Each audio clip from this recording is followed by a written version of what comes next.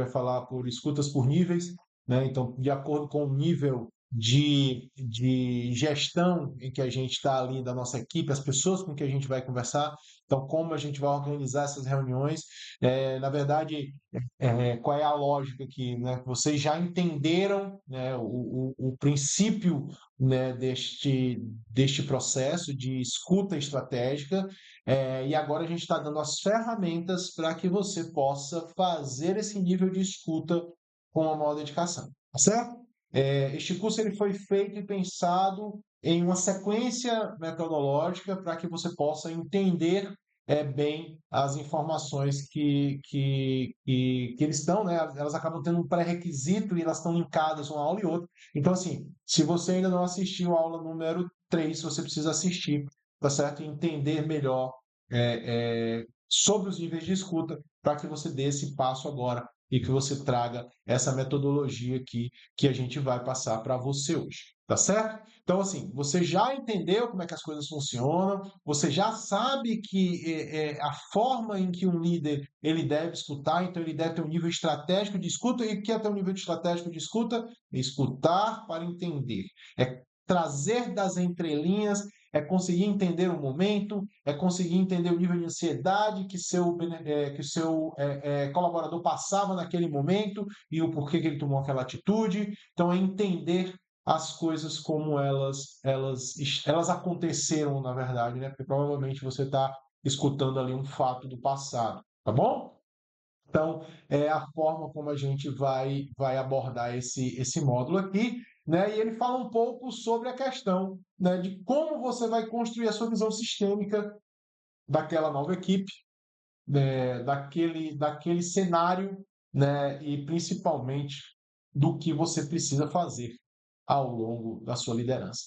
Tá? Então, eu reforço aqui, os 90 dias, eles são muito mais de ouvir do que de agir. Então, a gente precisa, obviamente, ouvir, depois a gente vai priorizar, e vão ser mais as ações lá do nosso segundo módulo aqui desse curso, e por fim, a gente vai estar agindo e executando as ações do dia a dia, executando as nossas rotinas, tá bom? Então, indo aqui mais para o nosso módulo, eu trago aqui para vocês, só um minutinho, eu trago aqui para vocês a forma como a gente entende e o que a gente deve fazer na nossa reunião com os liderados diretos nossos, né? Então, se você virou coordenador, né, aquelas pessoas ligadas diretamente a você, porque acaba que você não vai ter ali talvez um segundo nível de liderança, provavelmente, de acordo com a estrutura. Então, aquelas pessoas ligadas a você são o seu N1, né? O nível 1 de ligação ali da liderança. Se você já é um gerente, sim, você já vai ter ali a sua segunda linha, né? Você vai ter os coordenadores ligados a você,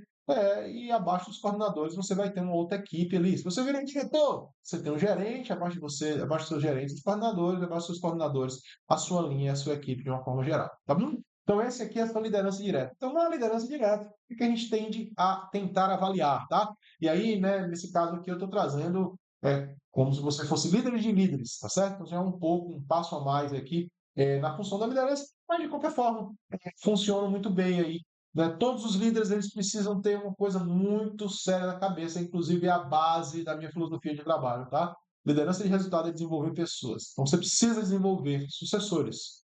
Até porque isso, né, muitas vezes as pessoas têm medo de desenvolver um sucessor porque acham que vai perder seu emprego. É o contrário. Se você não desenvolver sucessores, você vai perder as melhores oportunidades. Como que eu vou te promover se eu não tenho quem colocar no seu lugar? Né? Se eu não tenho alguém que possa fazer o seu dia a dia da forma que você faz. Talvez esse seja o motivo de inúmeros gerentes não terem chegado a cargo de diretoria. Tá certo? Então fica essa dica aí para vocês, mas isso é um assunto para uma outra aula. Mas, nesse caso especificamente, a gente está falando aqui sobre o nível de escuta do seu N1. Tá bom? Vou ler aqui um pouquinho para vocês. O primeiro ponto é avaliar a maturidade da sua liderança. Então, aquele seu liderado ele já tem a maturidade suficiente, né, que se espera no cargo. Lembre-se, você está chegando ali, 90 dias, né? Então, de acordo com a forma como ele te aborda, né, você já vai entender como é que ele funciona no dia a dia, se ele realmente entrega o que ele precisa entregar, ou se ele acaba ali querendo que sempre que você que tome as decisões, que na verdade ele deveria tomar. porque também está no cargo de liderança, tá? Se ele conhece e ele explica os resultados da área que ele domina e que ele gerencia, no caso, né, que ele coordena, então se ele é um coordenador ali dentro daquela sua área, por exemplo, eu fui diretor de facility, né, e o coordenador de limpeza, ele consegue explicar os resultados da área, ele consegue clarificar os motivos pelo qual a gente não atingiu aqueles resultados. Então, saber se ele entende bem disso é fundamental ali para você entender como é que aquele líder funciona. Então, teus questionamentos, as tuas perguntas, você precisa buscar entender mais aquilo, tá certo? Ele consegue avaliar a equipe dele como diferenciação, seria o nosso terceiro ponto ali a descobrir durante essa reunião, né? Então, quem são os melhores da equipe dele? E aí, nesse momento, a gente escuta muito, minha equipe é ótima, todos são iguais. Nunca isso acontece, gente. Isso é raríssimo de acontecer.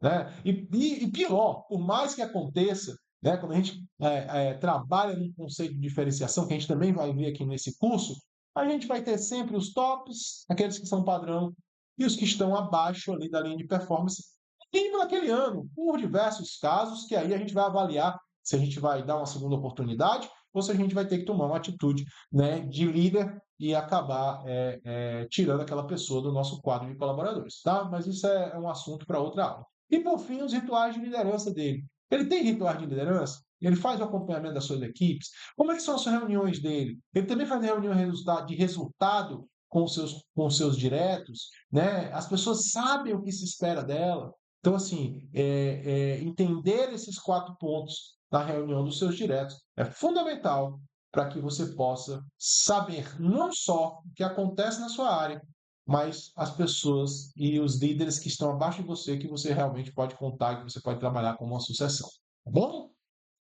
O próximo que a gente vai ver aqui, como você conversa com os líderes que respondem para os seus liderados, né? Então seria o nível 2 ali da escala, como eu falei para vocês, você é diretor, você tem os gerentes, e os gerentes você vai falar com os coordenadores. Nesse caso aqui, você também avalia o nível de maturidade, né? A gente sabe que quanto mais a gente está na base da pirâmide, mais a gente pode ter pessoas em cargo de liderança simplesmente por conivência e amizade, né? Então, opa, tem um salário melhor ali, vou trazer meu amigo, mas nem sempre aquele cara é a pessoa certa para ser o líder da área. Ele pode ser até um ótimo, né, colaborador e desempenha um bom papel naquilo que fazia, mas no cargo de liderança ele deixa a desejar. Né? A liderança tem uma diferença muito grande aí, né? A gente já ouviu muito aí, né? É um jargão no mercado, né? Você transforma o melhor garçom num metro e você perde os dois. Você transforma o melhor vendedor num gerente de venda e você perde o melhor vendedor em um gerente. Isso é real, porque não necessariamente por fazer bem o meu trabalho eu seria um bom líder, né? Então isso tem uma certa diferença que a gente vai abordando aí ao longo dessas aulas, vai ficar muito claro por que que isso é diferente, tá? E uma coisa para ficar na cabeça de vocês, até a gerência, até o nível de gerência, tá bom, gente? Isso aqui tem muito a ver com esse assunto, mas eu acho importante falar, já que a gente tocou nesse ponto aqui. Até o nível de gerência, o teu conhecimento técnico é o que vai te levar até lá.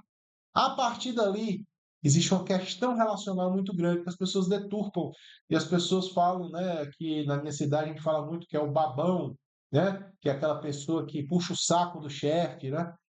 Mas não é isso, né? Quanto mais você sobe na hierarquia, mais as questões relacionais fazem a diferença, porque você precisa estar negociando com outras áreas, você precisa estar mais próximo das decisões. Então, isso conta muito dentro do processo de liderança. Tá bom? Segundo, né, obviamente, a mesma relação lá com o N1, ele entende os desafios da área dele, ele sabe o que, que precisa fazer, o que, que eles precisam entregar, ele sabe quais são os KPIs que ele é avaliado e que ele está sob a responsabilidade direta dele. Então, a gente precisa também tentar identificar isso nessas reuniões. Tá? O terceiro seria o alinhamento de discurso com o N1.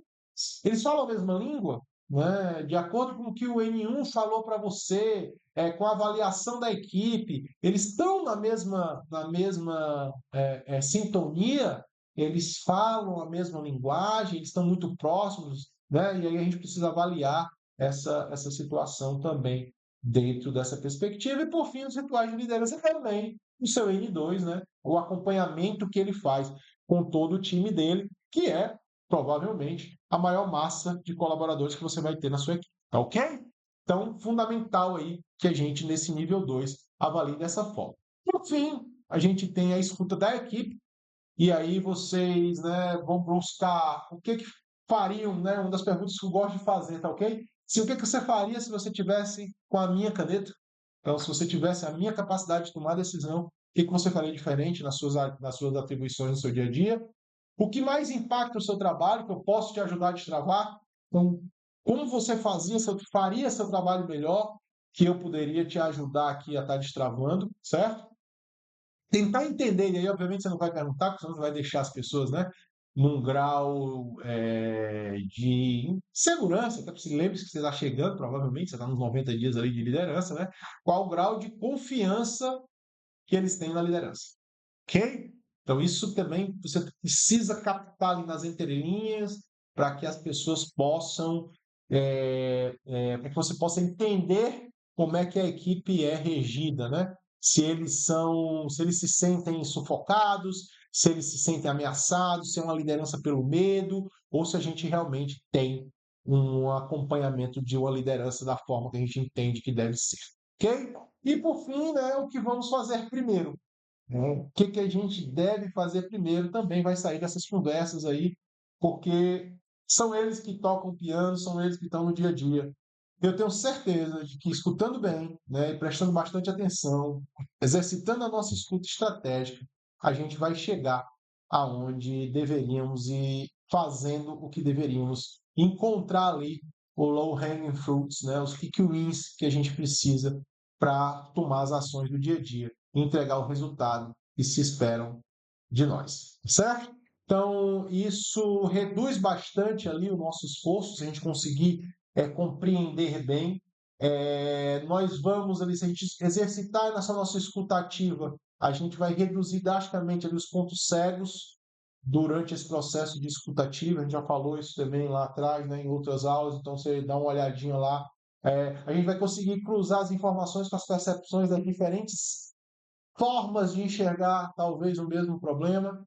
Então seria interessante você começar, obviamente, de cima para baixo, né? Até por uma questão de liderança, escutar primeiro o seu N1, depois o N2, depois o N3, porque aí você vai conferindo as histórias e as percepções, as pessoas têm a mesma percepção, desculpa, dos fatos, tá certo? E aí você vai ali tomando as decisões que são necessárias para aquele fluxo e para o seu trabalho futuro. Tá ok?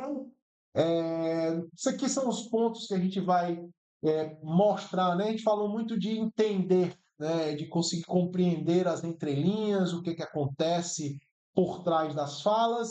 Então a gente vai focar um pouquinho nisso aí na próxima aula. Como a gente vai analisar a postura, como a gente vai analisar a energia das pessoas, como a gente vai analisar o nível de responsabilidade. E aí, responsabilidade, entenda bem, não é a responsabilidade, eu faço o meu trabalho corretamente, eu tenho responsabilidade. Não é isso, tá? A responsabilidade aqui é uma responsabilidade com foco na responsabilização. A gente chama de responsabilidade extrema, tá? Eu tenho uma cabeça de responsabilização. Aquilo que interfere no meu trabalho é responsabilidade minha. Ah, mas essa é uma atividade que o marketing deveria ter feito. Ok? Impacta no meu resultado? Preciso conversar com o marketing e fazer o acompanhamento disso. Bom, então a responsabilidade é minha, obviamente, né? O trabalho é do marketing, mas a responsabilidade se impacta no meu resultado. Eu tenho responsabilidade, sim, sobre aquela ação. Ok, gente? Muito obrigado.